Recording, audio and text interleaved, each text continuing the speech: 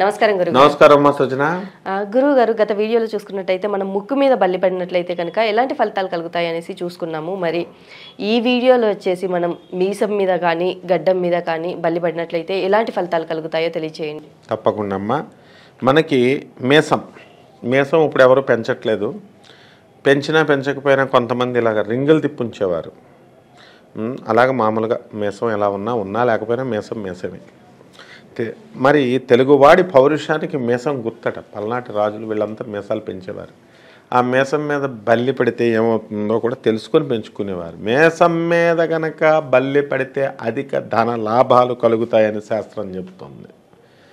తర్వాత మీసానికి ఎడమ పక్కన కనుక పడితే కేడు సంభవించును అన్నాడు. ఎందుకని మగాళ్ళకి ఎంతసేపు కూడా మనం ఏం చెప్పాం, రైట్ సైడ్ పడాలి. రైట్ సైడ్ పడితే శుభాలే శుభాలు, ధనలాభాలు. ఎడం పక్కన పడితే కీడులే కీడులు. ఆడవాళ్ళకి మీసాలు ఉండవు కాబట్టి ఆడవాళ్ళకి ఇది అప్లై కాదు. ఓకే, నెక్స్ట్, మీసం కుడిపక్క ఎందు కనుక బల్లి పడితే మేలు జరుగుద్ది. సర్వత్రా సుఖాలు, సంతాన ప్రాప్తి, సకల విజయాలు కలుగుతాయి. ఇది మీసం పార్ట్. మరి ఇప్పుడు గడ్డం మీద పడినట్లయితే ఎలాంటి ఫలితాలు కలుగుతాయి? గడ్డం అంటే ఇది. అంటే గడ్డం వెంట్రుకలు ఉన్న గడ్డం అంటాం, వెంట్రుకలు లేకపోయినా గడ్డం అంటాం. బాగుంది. ఇప్పుడు ఈ గడ్డం మీద కనుక పడితే గడ్డం వెంట్రుకలు పెంచే వాళ్ళకి అందరికీ కూడా చాలా జాగ్రత్తగా చూసుకోవాలి. వెంట్రుకలు లేని వాళ్ళకి ఏం లేదు. గడ్డం వెంట్రుకల మీద పడితే డైరెక్ట్ జైలు శిక్ష పడుతుంది అనమాట. అందుకని జైలుకి పోలీస్ గొడవల్లోకి కోర్టుల్లోకో వీళ్ళు వెళ్ళకూడదు గడ్డం పెంచేవాళ్ళు. కాబట్టి ఊహించని ఆపదల్లో ఇరుక్కుంటారు అని చెప్పబడింది. అదే మనం వెంట్రుకలు పీకేసామనుకో, వెంట్రుకలు పీకేసి గడ్డం పక్కన రైట్ సైడ్ పడింది అనుకో మగాళ్ళకి ఏం పర్వాలేదు.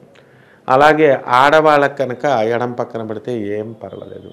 వెంట్రుకలు ఒక్కటే ఇక్కడ డేంజర్. ఎందుకంటే మీరు అడగొచ్చు, ఇదేంటి సార్ వెంట్రుకల మీద పడితే జైలు ఏంటండి అని. తల వెంట్రుకలకు మనం చెప్పుకున్నామా? తల భాగాలు చెప్పుకున్నాము. తల అంటే బ్రహ్మరంధ్రము, దాని వెనక భాగము, ముందు భాగము, సైడ్ భాగాలని చెప్పు. వెంట్రుకల దగ్గరికి వచ్చేసరికి ఆడవాళ్ళ వెంట్రుకల మీద పడితే, జడ మీద పడితే ఏంటి, భర్త డైరెక్ట్ వెళ్ళిపోతాడు పైకి అని చెప్పాం. మరి అలాగే ఇక్కడ కూడా ఈ వెంట్రుకలు గడ్డంగా ఉన్నటువంటి వెంట్రుకల మీద పడితే డైరెక్ట్ జైలే, రాజమండ్రి ఆర్ చర్లపల్లి జైలు. మరి వీరు చేసుకోవాల్సిన పరిహారాలు ఏంటంటారు?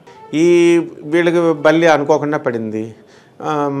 మామూలు టైంలో అయితే వెంటనే తలంటి స్నానం చేసేసేయాలి. వేడి నీళ్ళతోనో చలి నీళ్ళతోనో. బలంగా ఉన్నటువంటి వాళ్ళు చలి నీళ్ళతోనే చేయండి.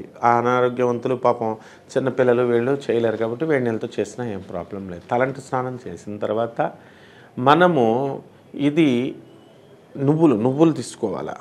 భగవంతుడి దగ్గరకు ప్రొద్దున్నే వెళ్ళి దీపారాధన చేసి నువ్వుల నూనెతో, నల్లని ఒత్తులతో, తెల్లని ఒత్తులు కాదు ఇక్కడ, నల్లని ఒత్తువులు. ఆ నల్లని ఒత్తువులతో అంటే మీకు దొరకట్లేదంటే గుడ్డపీలికల ఒత్తులు, ఏదోలాగా బ్లాక్ క్లోత్ది. ఎందుకంటే శని అధిపతి, జైలు శిక్షకు అధిపతి శని అనమాట. కాబట్టి అక్కడికి వెళ్ళి మనం ఆ నల్ల ఒత్తులతో దీపారాధన చేసి నల్ల నువ్వుల్ని బియ్యంని అక్కడ పెట్టి దేవుడి దగ్గర అది నైవేద్యం కింద చూపించాలా. దండం పెట్టుకొని బయటకు వచ్చేసేయాల. ఆ తర్వాత మళ్ళీ అక్కడ దగ్గరలో ఎక్కడైనా కనుక శనీశ్వర స్వామి వారి దేవాలయం కనుక ఉంటే ఇంత నూనెని ఆ శనీశ్వర స్వామి వారి మీద వేయాలి. అలాగే మీకు అందుబాటులో ఉన్నటువంటి కంచి బంగారు బల్లిని ముట్టుకున్న వాళ్ళు ఎవరైనా ఉంటే కనుక కంచి వాళ్ళని ముట్టుకోవాలా. వీళ్ళ మీద మీకు నమ్మకం ఉంటే వాళ్ళు ముట్టుకుంటే సరిపోతుంది అనమాట. లేకపోతే వాడు నిజంగానే వెళ్ళి ముట్టుకోలేదనుకోండి, వీళ్ళు ముట్టుకుంటున్నాను కదా ఆ దోషం పోదు కదా అనుకొని మనం వెళ్ళి భగవంతుడిని పూజ చేయకపోతే, వీడు వెళ్ళకపోతే నిజంగానే మన దోషం మన దగ్గర ఉండిపోతుంది. అందుకని దేవుడికి చక్కగా వెళ్ళి దండం పెట్టుకోవడం, ఈ నువ్వుల్ని, నల్ల నువ్వుల్ని, ఆ బియ్యాన్ని నైవేద్యం పెట్టడం ఉత్తమమైనటువంటి మార్గం. అంటే ఈ ముట్టుకోవడం అనేది పూర్వం నుంచి అంటారు. అది చేయడానికి బద్ధకం వేసి శూద్రుల్లో ఏమనేవారంటే బంగారు బల్లి ముట్టుకున్న వాళ్ళని ముట్టుకుంటే సరిపోతుంది అన్నారు. ఆ విధంగా వచ్చింది కాబట్టి దైవారాధన చేసుకుని నల్ల నువ్వుల్ని బియ్యాన్ని పెట్టుకుంటే నైవేద్యం సరిపోతుందమ్మా. అలాగే గురువుగారు, గడ్డం మీద కానీ మీసం మీద కానీ బల్లి పడినట్లయితే ఎలాంటి ఫలితాలు కలుగుతాయి, వీరు చేసుకోవాల్సిన పరిహారాలు ఏంటి అనేసి చాలా చక్కగా వివరించారు గురువుగారు. ధన్యవాదములు. వెల్కమ్ అమ్మా.